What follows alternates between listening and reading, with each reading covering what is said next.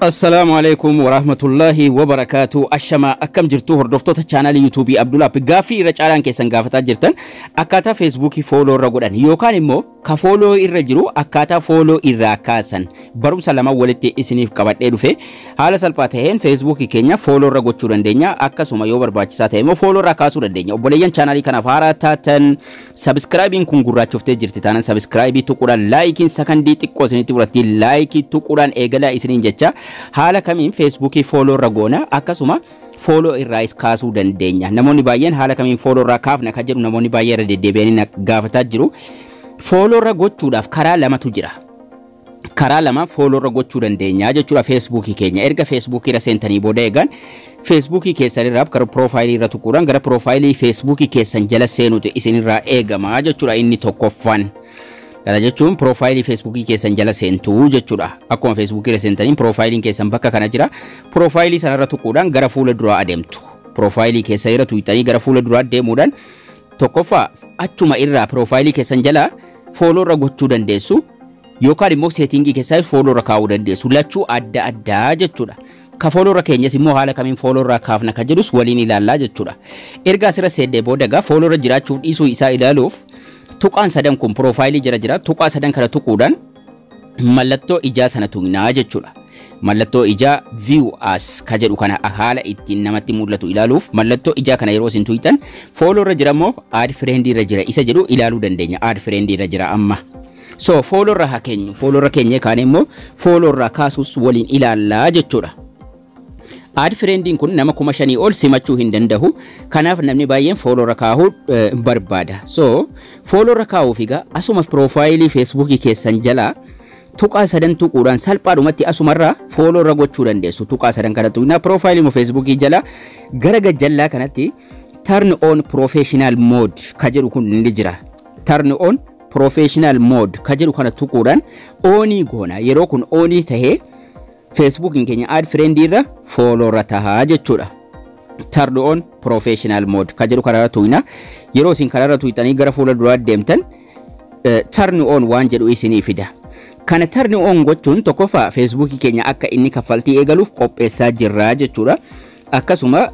akka inni istariidhaan nu kaffalus gochuu dandeenya jechuudha kanaafu professional mode kana turn on gochuun kaffaltii Facebook sanas argachuu dandeenya yoo Facebook keenya view guddaa argataa deemee sa'aatii guuttannee wantoota adda addaa waan inni nurraa eegu yoo guuttanne Facebook irratti moonii taanee maallaqa irraa argachuu dandeenya akkasuma follow hedduu argachuu dandeenya turn on ka jedhu kana tuquudhaan onii goonaa jechuudha yeroo kana onii goone Facebook keenya add friend irra gara followtti jijjiirama haala kana nu baasaa turn on yeroo tuqne duubatti deebina yeroo tokko duubatti deebi'uudhaan profaayilii keenya jala ammallee tuqaa sadan tuquudhaan follow irra jiraachuuf dhiisuu isaa ilaallaa jechuudha amma follow irra ta'ee jira already follow gubbaatti agarsiisaa jechuudha followers following jedhee tuqaa sadan tuqne follow dhamo add friend isa jedhu ilaaluu dandeenya tuqaa sadan tuqna mallattoon ijaa kun ni jira mallattoo ijaa sana tuqnaa jechuudha arfaffaara view as jedhee jira view as kana tuqna yeroo tuqnu ka duraan add friend ture amma message fi follow tahaa jechuudha amma follow irra jira okay kanuma follow irraa kaasuudhaaf immoo turn off goona kanuma garuu settingii keessa duraan on gootan taanaan hin sirraa'u sana haala kamiin akka sirreessinu waliin ilaalla exit goone duubatti deebi'uudhaan ammallee tuqaa sadan profaayilii keenya jala jiru sana tuquudhaan professional mode on goone sana deebifnee off goonaa jechuudha tuqaa sadan kana tuqna sanaan booda turn on kan ture amma turn